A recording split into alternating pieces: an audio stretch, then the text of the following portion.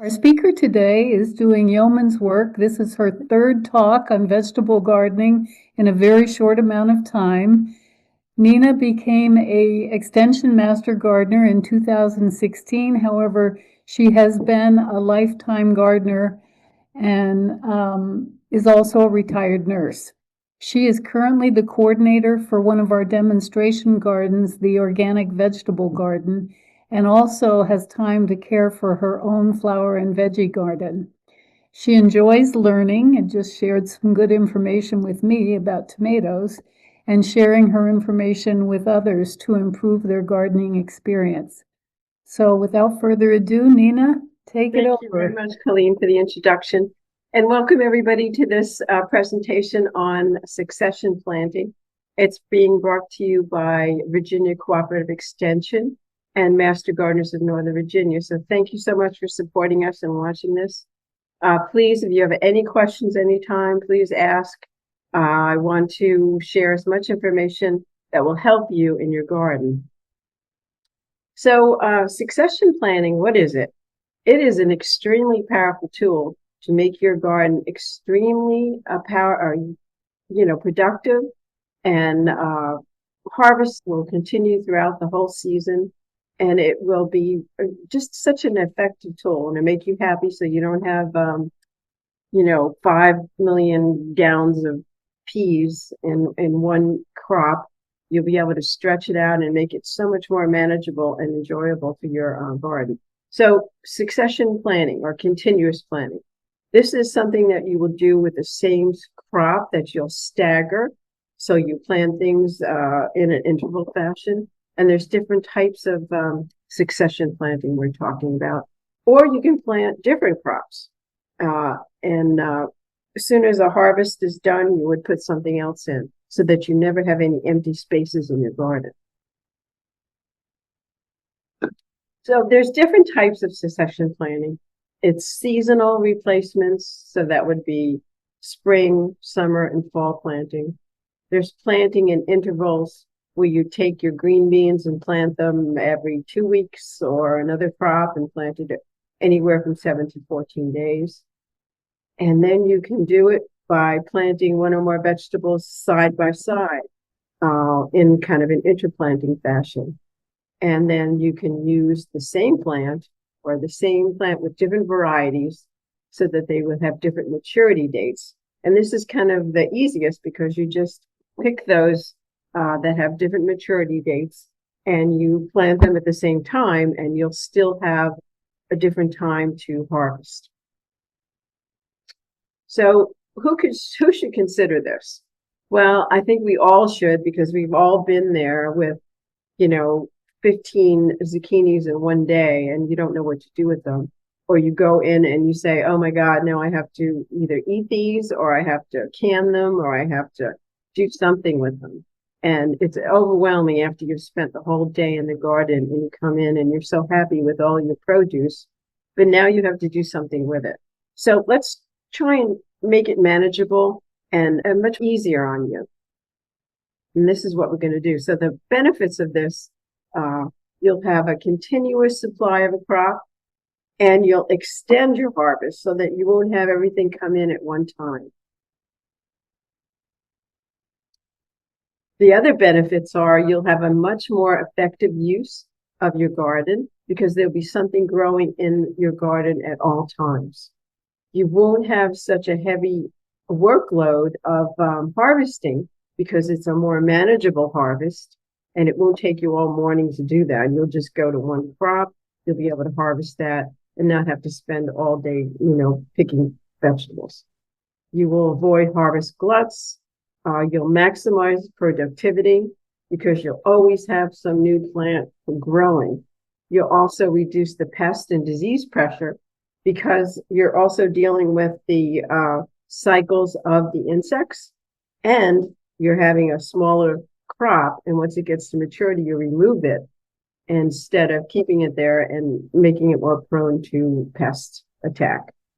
When you rotate, you minimize a crop loss from bolting or root rot.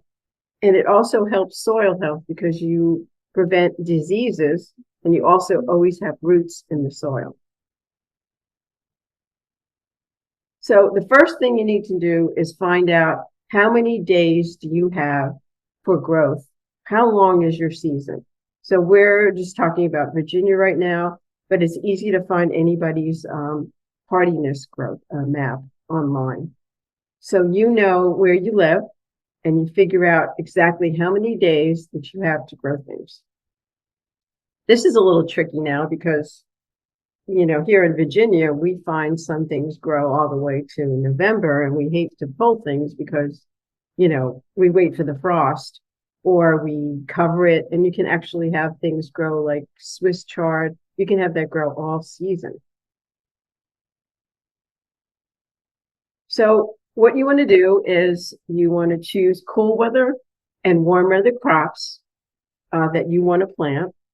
And this is fun because you want to look at the sowing date. So when is it going to be planted indoors?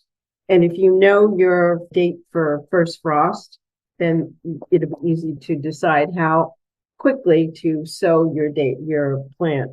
Now, when I first started out, I was so excited. I couldn't wait to plant things, and I would just go ahead and start in January. And by the time my tomatoes and peppers were outside, they were like 3 foot tall, and I had to replant them in different pots 3 times. So that's ridiculous. So you have to learn to know when the shortest time you can sow it indoors and then harden it off and get it in the ground. You want to know that's transplanting dates. How soon can you get that crop that you started inside outside? You know, and that includes the hardening off period. What are the harvest periods? So how many days does it take to get to maturity? And we'll talk about maturity. But basically, when do you have fruit that you can start picking from your plant? And then what is your replanting time? And that you can figure out by the length of your growing season. And then you just plug in the days that it takes to mature a crop, and you can know how many replanting times you can get out of one crop. So here in 7A, we have 180 to 210 days worth of planting. And these are all guidelines, okay? We know that some days are going to be maybe 100 degrees. Well, nothing is going to grow. Everything is going to get dormant or die if it gets too hot. So if we have a big stretch of that, those 210 days don't mean much to us because it's going to be too hot and it's not going to work. So we have to consider how many days are we going to have over that, you know, acceptable maximum temperature. And that's going to affect how and what we grow. So in order to do this, you have to start, when you start buying your seeds and picking out which ones you're going to use, what vegetables you love, what do you want to have in your garden. And as a new gardener, you think everything is wonderful and you grow a lot of things that you really don't know what to do with, but you just thought, oh, that would be cool to have a kohlrabi, or that would be really nice to have beets, but you don't like them. So it's a natural thing for people to do this because it's fun to grow things in your garden. And root vegetables are so easy. And they always say, start with these root vegetables, start with lettuce, you know, and that's a good idea. And you can always donate that to a food bank if you don't want to, just to get the feel of how things are growing and what happens in the soil. But as you get into this, you'll know that I love my tomatoes. I love my cucumbers, and we're going to eat these. And I love spinach, and I love this. And those are the things you want to pick. And what you'll do is you'll get your, you'll have your chart, and you will get, you'll get your cool weather crops. You go in your seed catalog and find them, and pick the variety that has a maturity date that fits the zone where you live. So if you live in a northern place where they only have 60-day or 90-day growing, you're not going to get anything that's going to take 100 days. So you just cross that off your list. Okay, so find the crops that are very quick. And if you do have the luxury of a long growing season like we do, you can have a short crop, a moderately quick crop to mature, and then you can have a longer crop. and you would space that out into your chart over your growing season. So, so that's what you want to do with your cool weather and your warm weather crops. So when we're talking about cool weather and warm weather planting, we're really talking about soil temperature. Whenever we have charts, we have one that we made ourselves for our garden, and we put the temperature for the minimum temperature a crop will grow and the maximum temperature. So we know that between these temperatures, and it's usually 60 to 80 degree soil temperature, is optimal for plant growth. And there are crops that will grow in higher temperatures, like okra, corn. They can take a soil temperature of up to 105 degrees. So that would look really good to us here in Virginia because our temperature is really hot. Right now, our soil temperature, we just had a kids' garden camp, and one of the activities was to measure moisture and temperature in 3 different garden beds. And they did such a good job. Every single bed in our garden was 80 degrees. So we know we still have part of July and August, and you know it's going to get hotter. So we're going to have to think about employing methods to shade our crops, to make sure we have a lot of mulch, and to keep our beds moist, to kind of counteract the increase in soil temperature that we're going to get. So there's a lot of things you have to consider about maturity date. You have to do maturity date, you have to do your climate, your zone, and put all that together to get a realistic view of what you can grow in there. So for planting warm weather crops, it's 70 would be the minimum, and then 80 for tomatoes is perfect. And when you measure soil temperature, you do down 4 to 6 inches below the surface, because that's where your roots will be. And you can just do this with your hand, okay? With the cold one, if you're picking weeds and your fingers can feel the cold through your gloves, that is too cold to plant anything. We always jump the gun at our garden and plant beans, and they just sit there because at that low temperature, the plant cannot access nutrients and nothing grows. So that's something that you need to consider when you're thinking about planting your crops. So these charts are kind of all over the internet, and they give you an idea of your practical temperature for planting, and it gives you just an idea. And this is a really good thing to know. It'll help your plant acclimate to your soil better after you've hardened it off, or when to put your seed in the ground. And you know that the temperature that it gets to is optimal for germination, is also listed here. And those are important facts. Okay, so quick maturing crops. Let's list some things. And we'll talk about exactly what maturity date means. Okay, so we have greens. We have these are basically seeds. So when you're looking at your seed packet, and these things are going to be, you could put them in a cell and grow them inside to get a jump on things.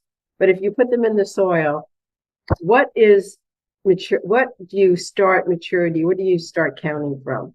So basically, when you get the first true leaves on these greens, will you start counting maturity date? So that's something you want to consider when you put it on your chart, that you plant this, it will come up there. It comes up pretty quickly. And now you say, okay, I've got my leaves. I'm going to have these for 30 days, or I'm going to have these for 40 days. And that's how you decide what timeline you want to put in your chart. And also around here, we have to be careful because we have heat days. You know, during our supposed cool weather, we have maybe 1 week of nice weather, and then the next is summer. So you have to think about implementing tactics to shade your lettuce or your greens to prevent it from bolting. Because once it bolts, you know, you've got to pull that out, and that'll throw off your chart. But you need to be ready with something that's a warm weather crop. So you've got to watch your crops, and if they start to bolt, you know they're not going to last very long. So you got to pull those and have something ready to go. Now, when I say ready to go, I mean you have it inside in a cell. You've grown more lettuce than you need, or you've grown more spinach. Now you're going to have to put that cool weather stuff away and have something ready to go, like put beans. I mean, beans is our go-to thing in the garden for if we have a space, because it fixes nitrogen and everybody eats beans. It's great. There's so many different varieties. We had the children at the camp plant dragon tongue because it sounded so cool and they taste good.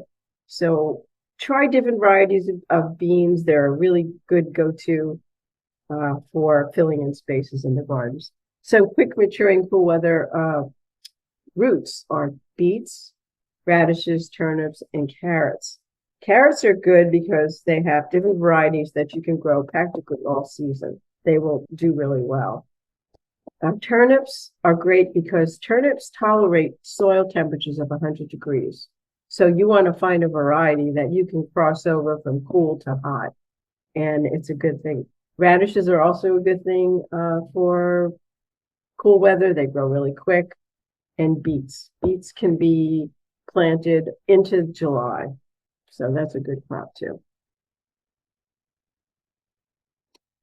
Now your cabbage family, you can get a jump start on these inside. You can grow your broccoli, your kale, I would just direct seed. And when you get your true leaves, then you start counting your maturity date. And it doesn't take too long. It takes a couple of days for your things to germinate and start popping up. So you just have to add that onto your maturity date. So your quick maturing warm weather crops, of course, bush beans are the stars of our garden. So many varieties to pick from. Lima beans take a little bit longer, but we've grown those, but you honestly need a lot, maybe a bed and a half or 2 beds of lima beans to actually get a crop that will be sufficient to do anything with. We always plant cowpeas, black-eyed peas. They will overrun your garden. We always have one bed that's just, it produces a great amount of these pods that have to stay on your beans for a long time to dry out. But that's a very good producer and it's excellent. All those legumes are great for your soil. Now the warm weather fruiting vegetables, your zucchinis, your cucumbers, your patty pan squash, these are great.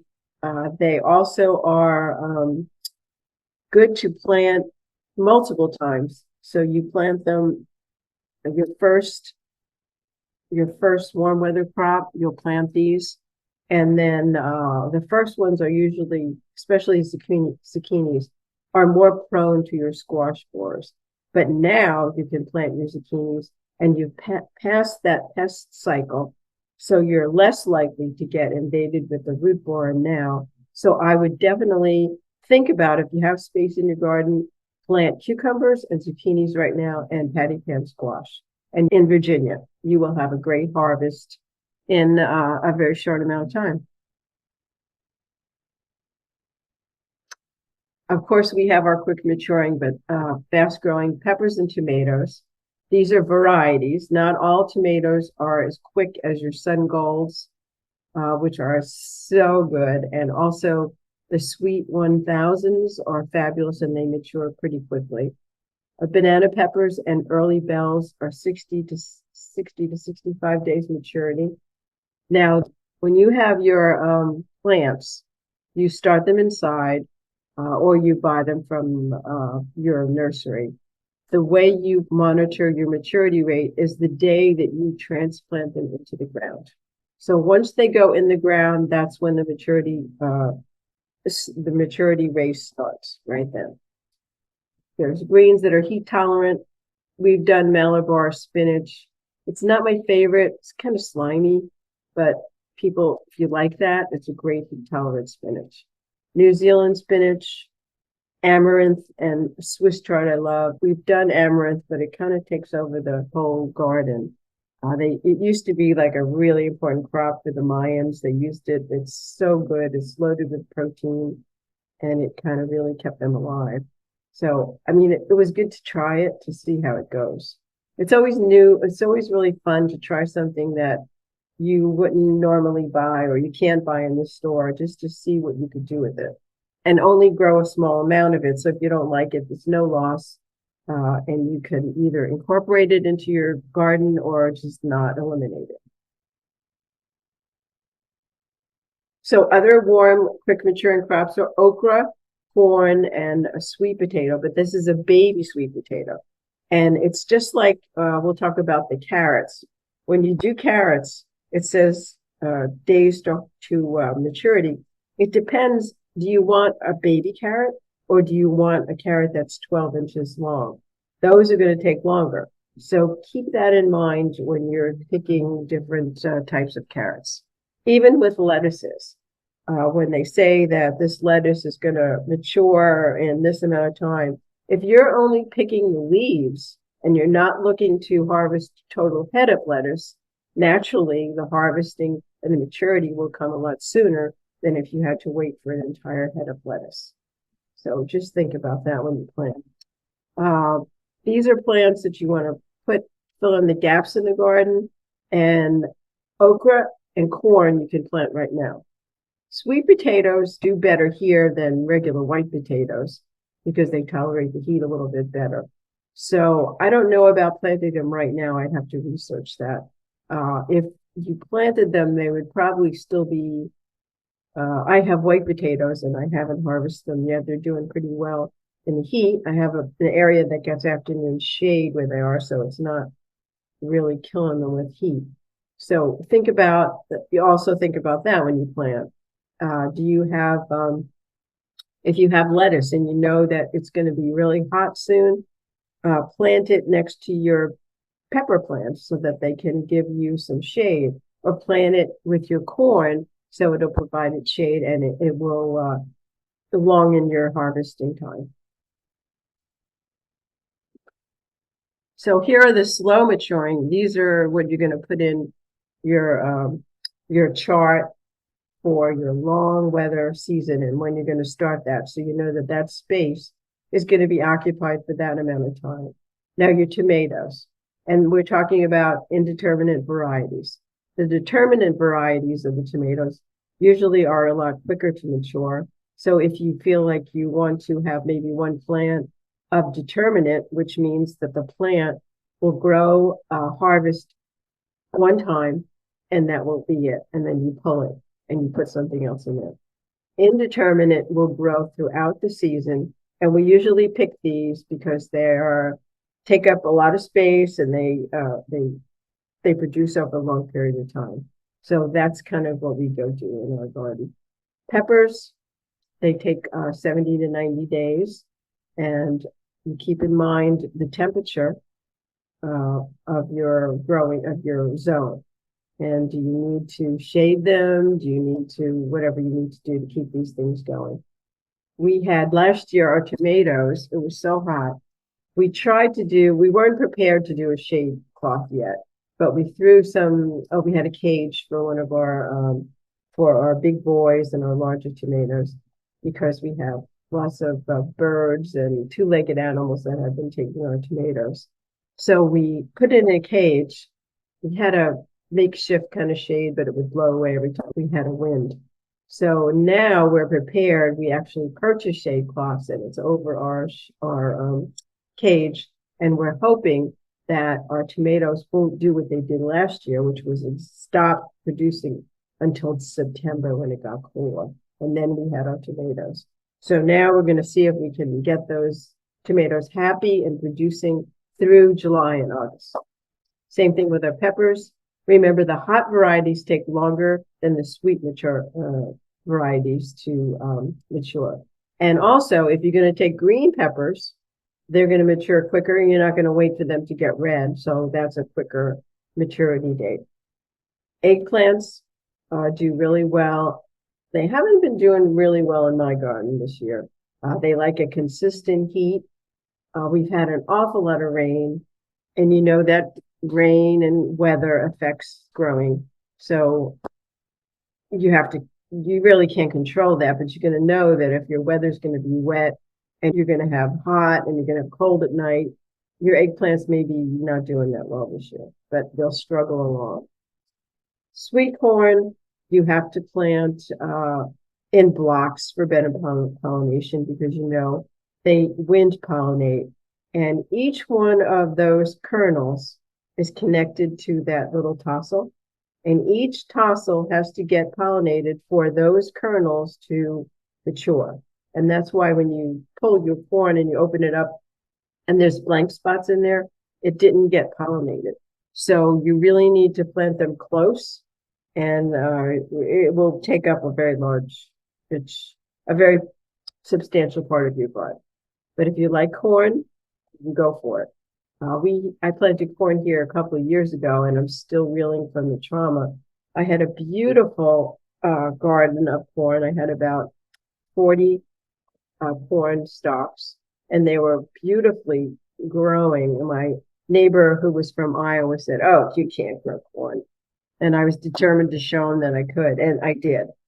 And then one day I went out, and there was all these leaves on the ground, and I was like, "What is this?" And I looked up, and something had eaten every single ear of corn right on the plants. It was devastating.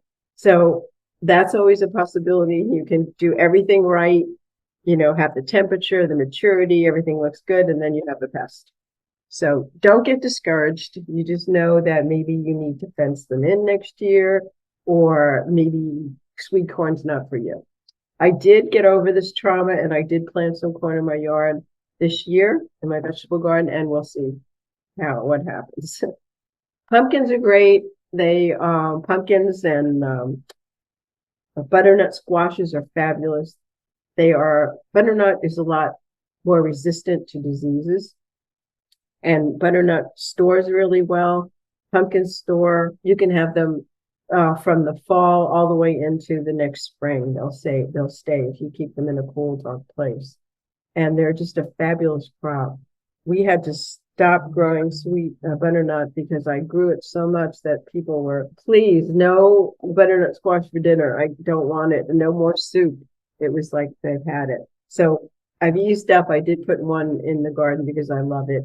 You can do it roasted or make soup, or it's just a really good vegetable. Melons are great. Lima beans, we talked about lima beans.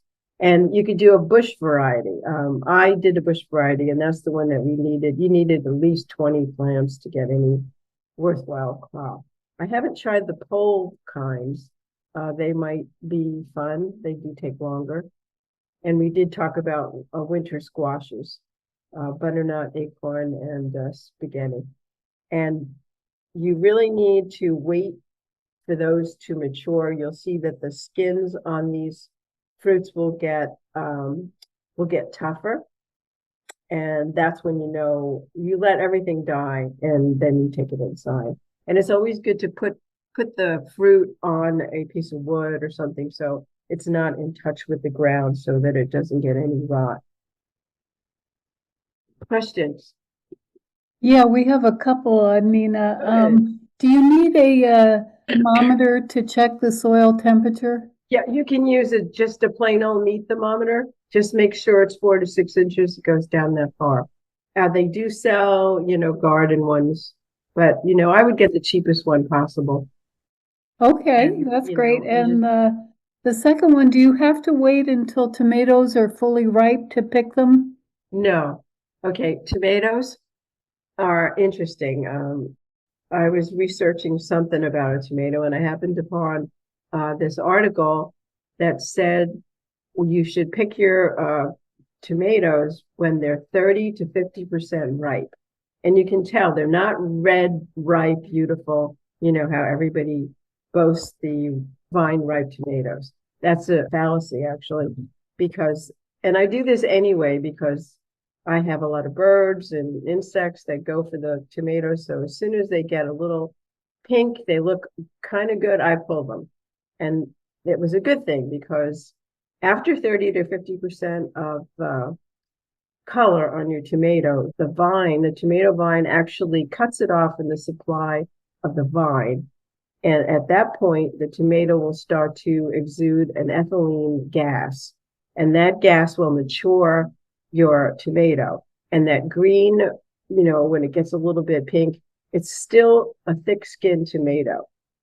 And you want to pick it then because you bring it inside and it'll still release ethylene and it'll be safely maturing or ripening in your kitchen, which is great. And you can hasten your ripeness, your maturing, by putting it together with apples and bananas or what, so you have more ethylene being exposed to that tomato. And if you want to wait, you just put it separate, you keep them separate and it'll ripen slower. And interesting, why the tomatoes that you buy from the store taste so terrible is because they pick them green and they actually put them in trays in big carts in a room that they force ethylene gas into to make your tomatoes turn red. And they taste awful because they fake you. It's a red, beautiful tomato with absolutely no taste because it's forced into a churn. So, wow. So there you okay, that does it for the questions. Thank you. Okay, so let's see what kind of strategies we're going to use for succession planning. The first one is kind of easy. It's a no-brainer. It's seasonal. So what we're going to do is we're going to plant spring, summer, and fall. We're going to start with our cool crops, transition to warm as the temperature rises, watching our soil temperature, watching the temperature that's at night. And if you think that the day temperature is sufficient, but you're not so sure about the night, maybe you want to cover those things at night and just protect them from a light frost.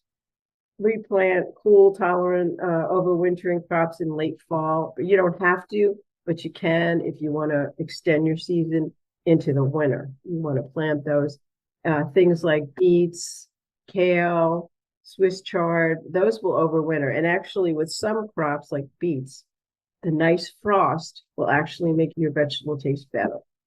Okay, you can, we all do this, is grow things inside to get prepared for your summer season so that you'll have tomato plants that are all ready to go in.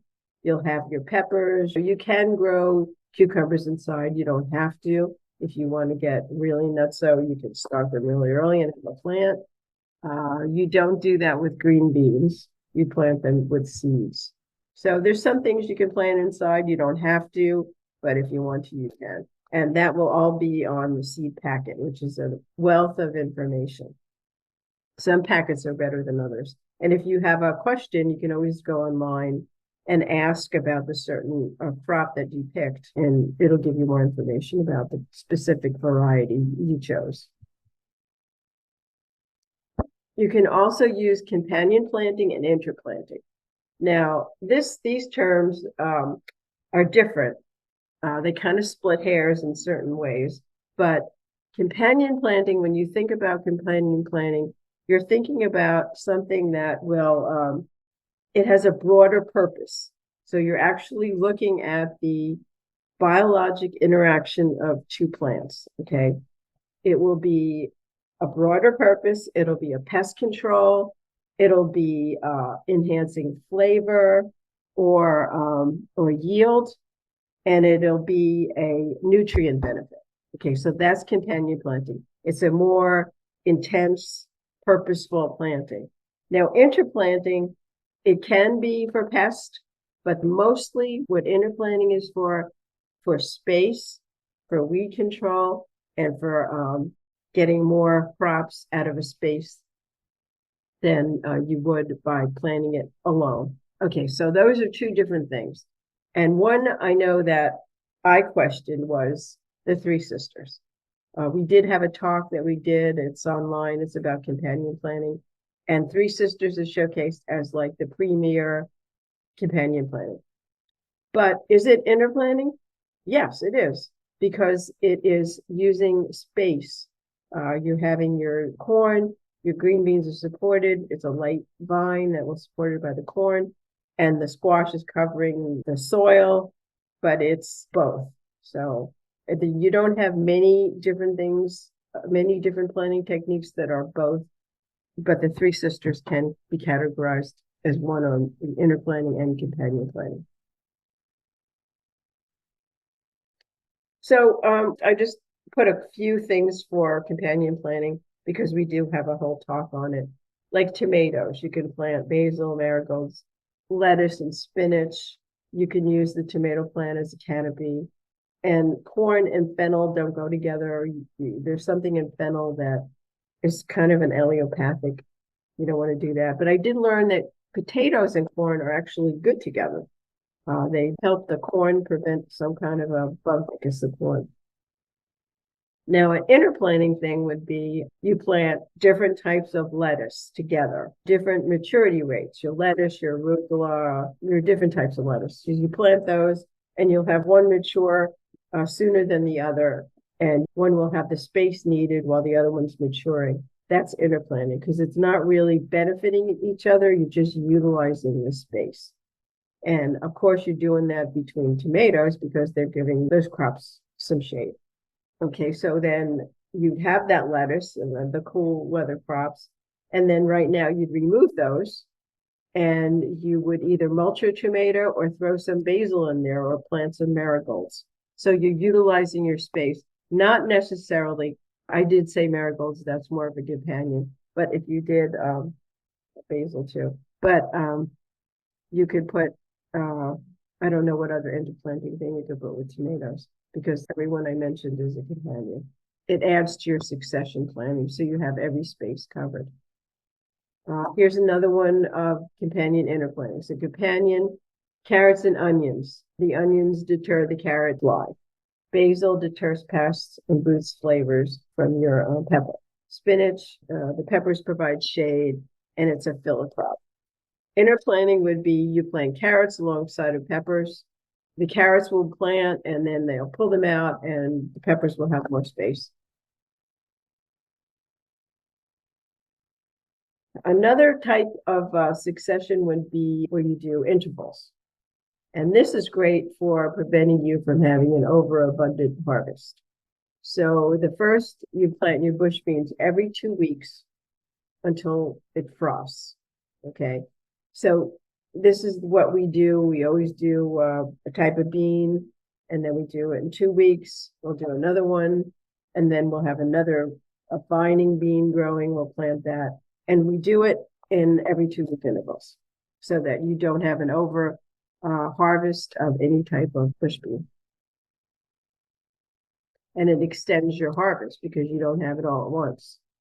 And it's better than planting it a whole bunch and then replanting it because then you have two major big harvests and it's a lot more to deal with.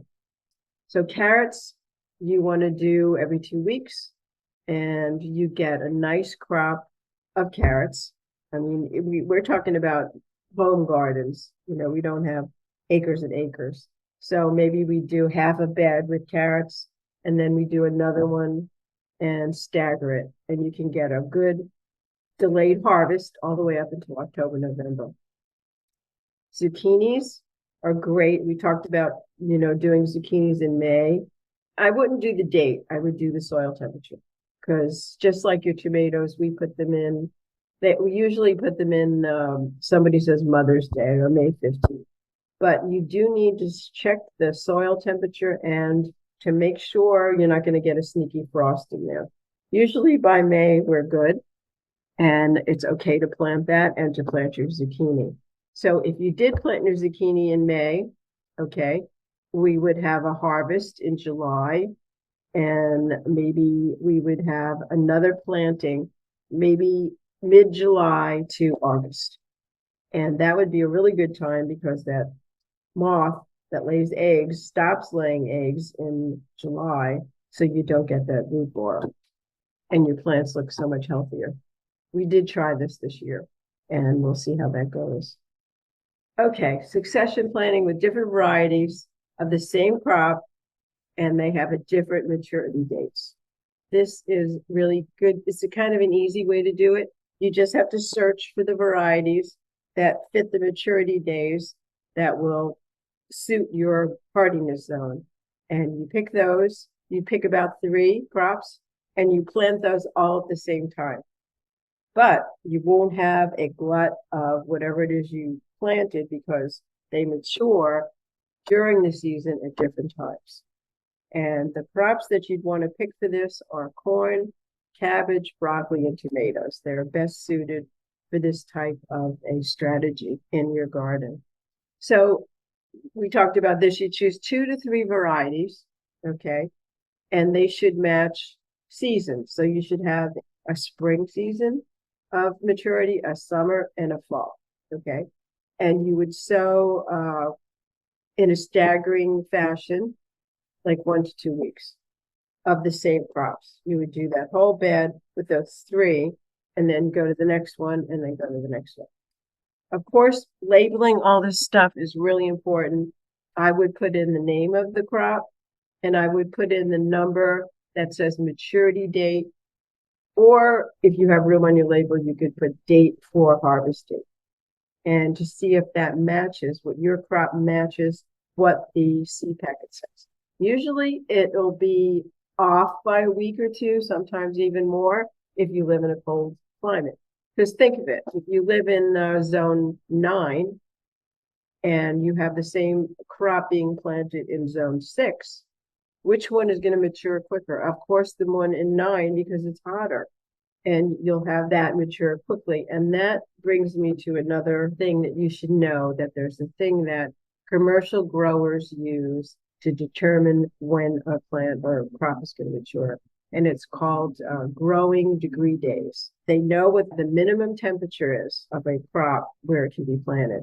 So you will measure the maximum temperature of a day, and then you would add the minimum or the temperature, the lowest temperature that day, divided by 2, and subtract the minimum temperature, and you'll get a number. If it's 0 or minus, it doesn't count as anything. But if you get like 20, that is a growing degree day. And each plant has a growing degree number. So some plants need 1900 growing degree days. It's accumulation of heat in a plant. Some need 60, some need 20. So they do this and they track, and they know exactly when they're going to harvest, because it's when the plant will mature. It's another thing that they have. There's sites, climate smart farming. They have a whole list of each plant. Well, they'll give you the growing degree dates on chart to tell you which one. We're not going to do that. Okay, we're not that insane, and our livelihood doesn't depend on when we harvest our vegetables, but it's something to think about, to know that. I think information arms you and helps you to grow a better vegetable, because you know that if you have a certain heat, it's naturally going to mature your vegetables quicker. So that's all that I want you to take away from that. So the accumulation of heat in a vegetable needed to make it mature is what we're looking at. So the maturity is a guideline. Maturity dates is a guideline, and it'll greatly vary across hardiness zones and climates. You just need to know that. The one thing with the maturity dates, that if something says 30 degrees to maturity and 60 days to maturity, you will be sure that that 30-day and the 60-day, it will take 30 days and it'll take 60 days to maturity. But the maturity, how it's affected is going to differ, but you'll know that that is a known thing, so you don't have to doubt that. But you do have to monitor what is affecting maturity. Is it rain? Is it pest? Is it over fertilizing, under fertilizing? Those will all affect your maturity dates. Some crops that varieties of different maturity. So carrots, yayas are 57. They're sweet baby carrots. Now we said baby, of course, you don't need to have those grow long because they're small little carrots.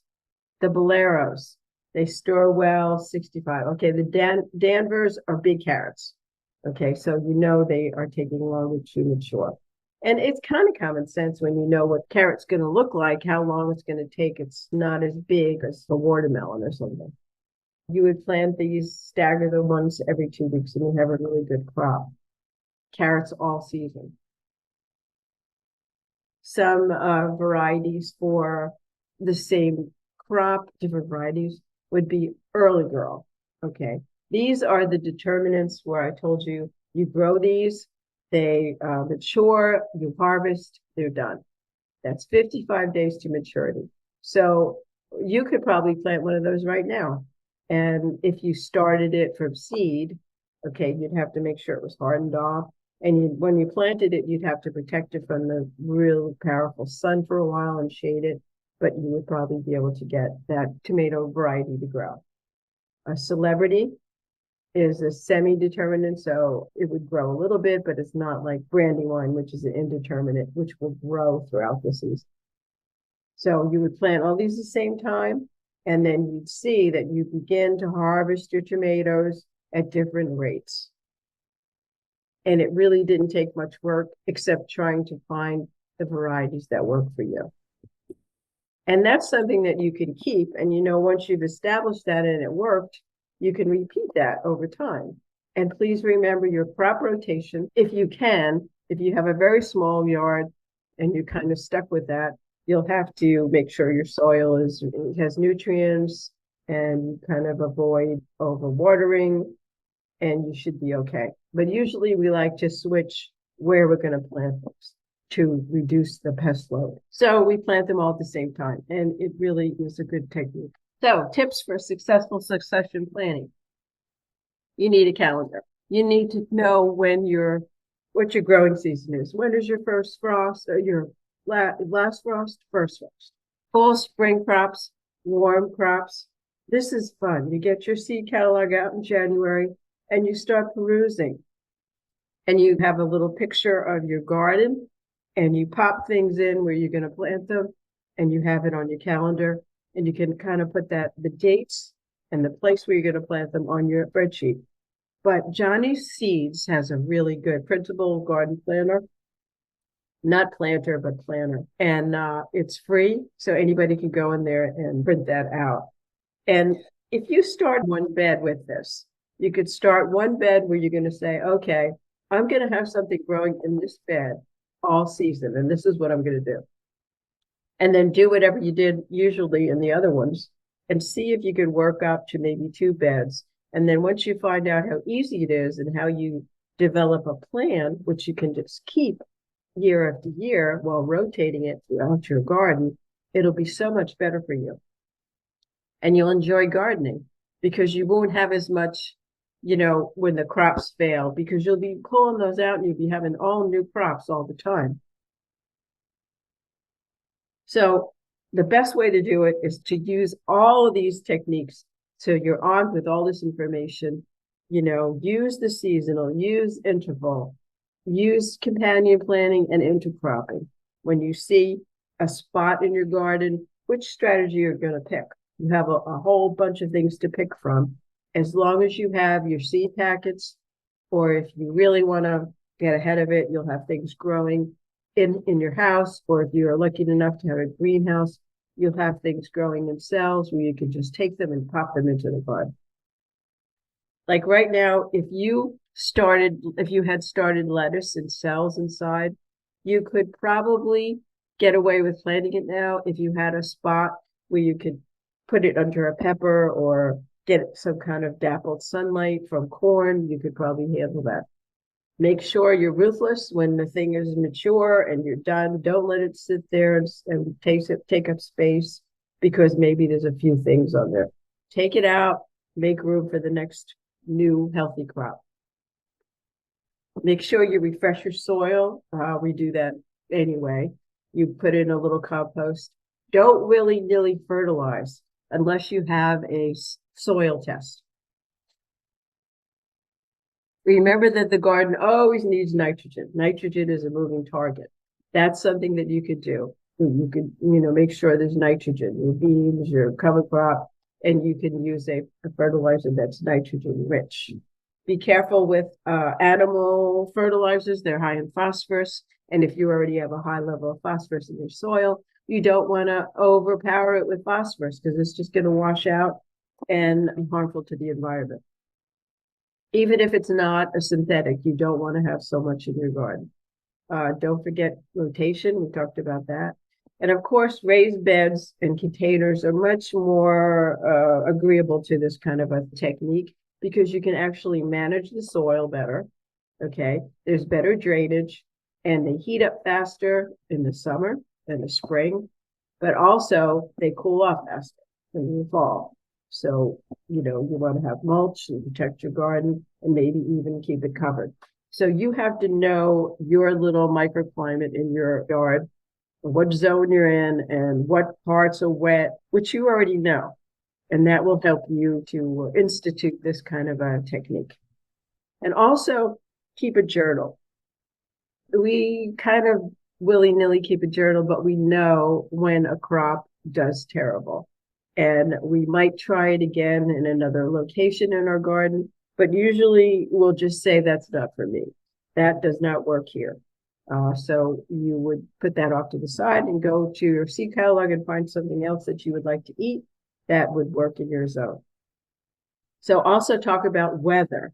If you record temperatures, you know that we're all experiencing global warming. So how long can you push your growing season?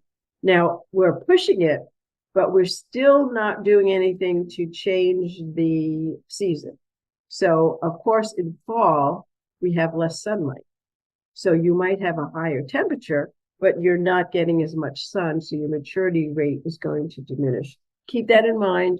So if you're going to try and do something that's 100 days of maturity in June or in July, be careful because it's going to be longer than that if you're going to plant it into fall.